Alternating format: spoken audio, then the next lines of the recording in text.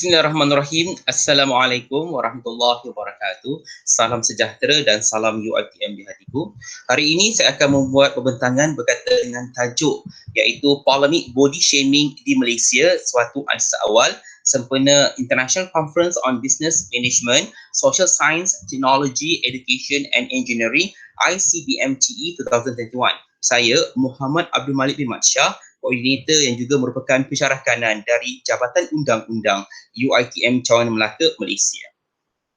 Seterusnya, saya mulakan dengan menerangkan tentang isi kandungan pembentangan saya pada hari ini. Saya akan mulakan dengan sesi pengenalan. Seterusnya, perbincangan berkaitan dengan polemik body shaming menurut kerangka legislatif Malaysia, iaitu dari segi perundangan Malaysia. Seterusnya, perbincangan berkaitan dengan isu body shaming menurut dimensi syariah, iaitu menurut Islam, dan akan ditutup dan akan saya rumuskan menerusi kesimpulan pada akhirnya, insya-Allah.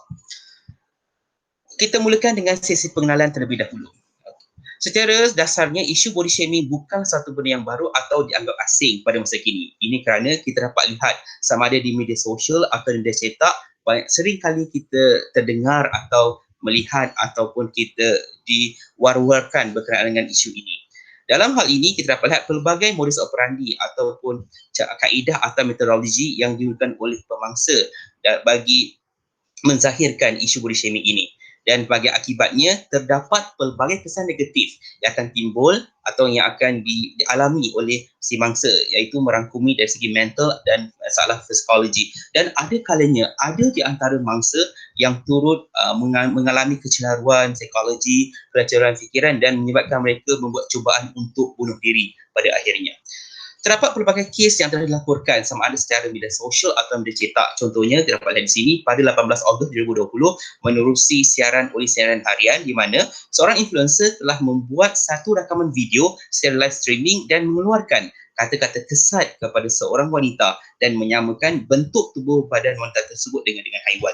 Ini adalah satu contoh yang kes-kes yang telah dilaporkan oleh pihak media sosial, media cetak berkaitan dengan isu body shaming di Malaysia.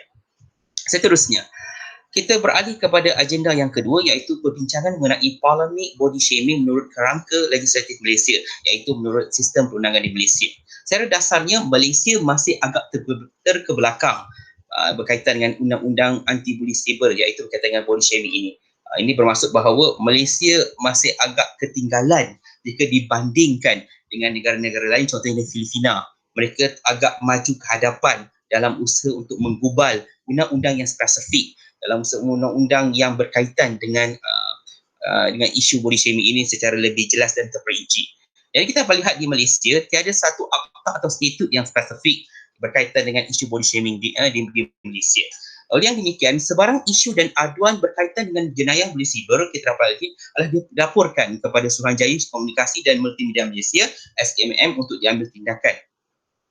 Seterusnya, terdapat pelbagai akta, walaupun Malaysia tidak mempunyai akta yang spesifik atau yang khusus untuk membicarakan, untuk memperincikan berkaitan isu body shaming, tetapi pada masa sama kita dapat nafikan terdapat pelbagai akta yang boleh dirujuk sebagai rujukan berkaitan dengan isu body shaming di Malaysia. Contohnya, Akta Komunikasi dan Multimedia 1998, Akta Jenayah Komputer 1997 dan Kanun Kesengsaan 1950. Sebagai contoh, kita lihat Seksyen 211 Akta Komunikasi dan Multimedia 1998, Akta 588 menyatakan bahawa tiada mana-mana orang yang menggunakan perkhidmatan aplikasi kandungan, dapat di sini, boleh memberikan kandungan yang sumbang, lucah, palsu, mengancam atau jelik sifatnya dengan niat untuk mengacau, mendera, menggugut atau mengganggu mana-mana orang lain. Ini kita dapat lihat, ini kita dapat nyatakan sebagai terdapat kaitan dengan isu body shaming yang boleh kita nyatakan sebagai satu rujukan untuk kita sebelum untuk kita bawa ke muka peradilan berkaitan dengan isu body shaming oleh mangsa. Seterusnya kita dapat lihat bahawa Seksyen 233 kurungan 1 A dan B Akta Komunikasi dan Multimedia 1998, Akta 588 menyatakan bahawa memulakan penghantaran apa-apa komen, permintaan cadangan atau komunikasi lain yang lucah, sumbang, palsu, mengancam atau jelik sifatnya dengan niat untuk menyakitkan hati, menganiaya, mengugut atau mengganggu orang lain.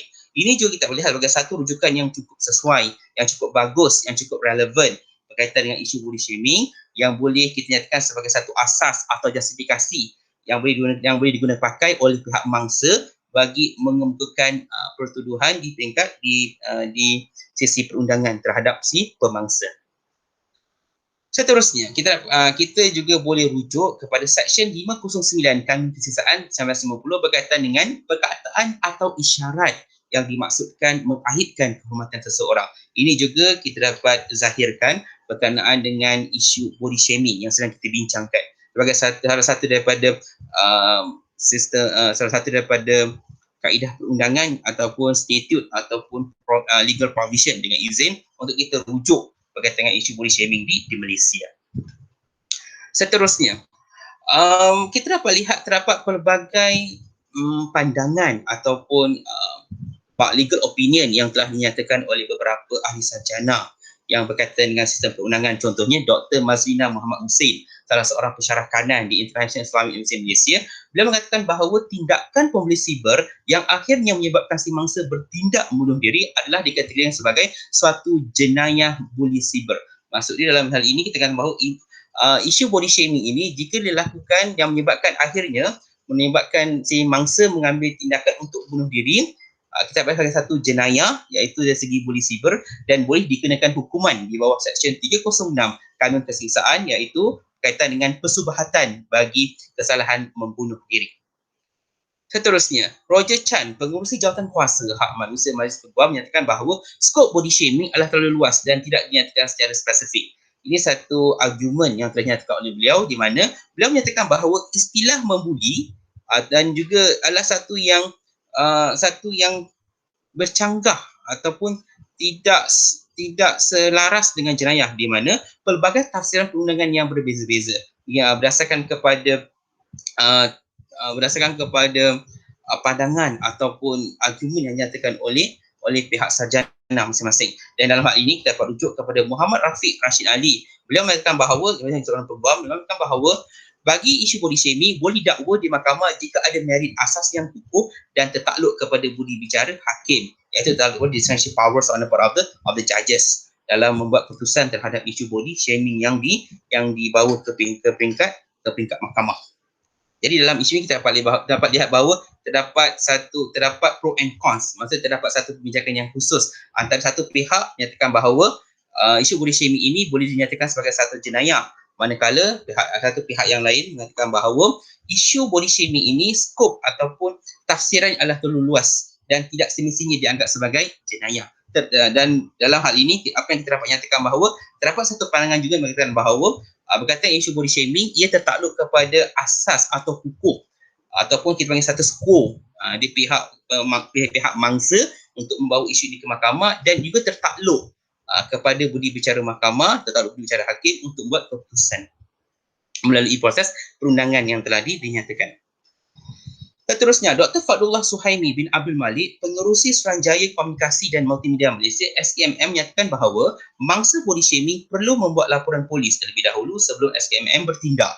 Iaitu dalam hal ini kita dapat lihat bahawa SKMM ada menawarkan bantuan teknikal sebagai bahan bukti yang relevan dan hendaklah mendapat perintah polis sebelum dibawa ke mahkamah sebagai bahan bukti. Seterusnya, kita beralih kepada premis yang ketiga iaitu berkaitan dengan isu body shaming menurut dimensi syariah, iaitu menurut pandangan Islam.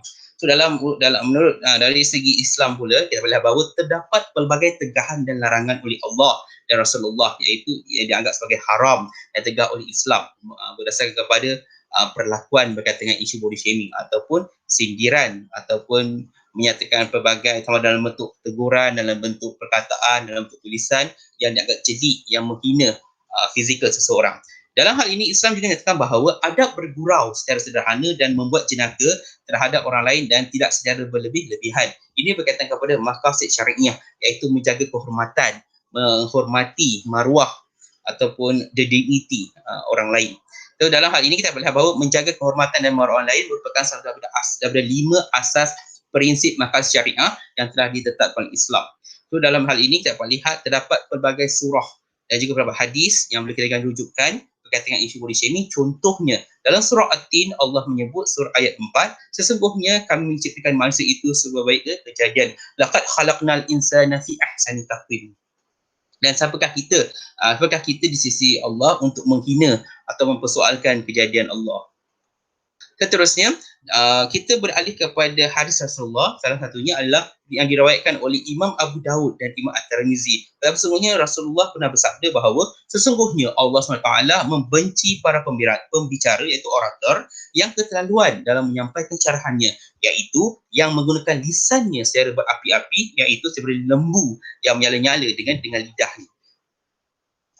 Seterusnya, kesimpulan, kita sampai kepada kesimpulan dalam hal ini apa yang saya dapat rumuskan berdasarkan kepada perbincangan yang kita sebentar tadi. Yang pertama, isu body shaming ataupun perbuatan mengejek bentuk fizikal seseorang menerusi media sosial tidak seharusnya dipandang sepi, kerana apatah lagi untuk dijadikan sebagai bahan gurauan. Ini kerana perlakuan ini ataupun tindakan menghina ataupun mengejek fizikal seseorang lain boleh diklasifikasikan sebagai satu jenayah, kerana mana akan terdapat pelbagai kesan negatif yang akan timbul hasil daripada terdapat berdasarkan kepada isu body shaming tersebut. Dan yang terakhir, dan kita dapat nyatakan sini bahawa perlunya pindaan terhadap kerangka perundangan yang sedia ada ataupun pihak kerajaan disaran untuk menghubal akal khusus atau yang lebih spesifik berkaitan dengan tafsiran undang-undang dan juga bentuk hukuman atau penalti yang patut dikenakan sekiranya dapati bersalah terhadap pemangsa berkaitan dengan isu body shaming. Sebelum saya menutup bicara, ambil tebu di tepi rumah, cabut ubi bersama akal, sedikit ilmu jika berhikmah, garam selaut menjadi tawar. Sekian, wabillahi taufiq wal hidayah. Wassalamualaikum warahmatullahi wabarakatuh. Terima kasih.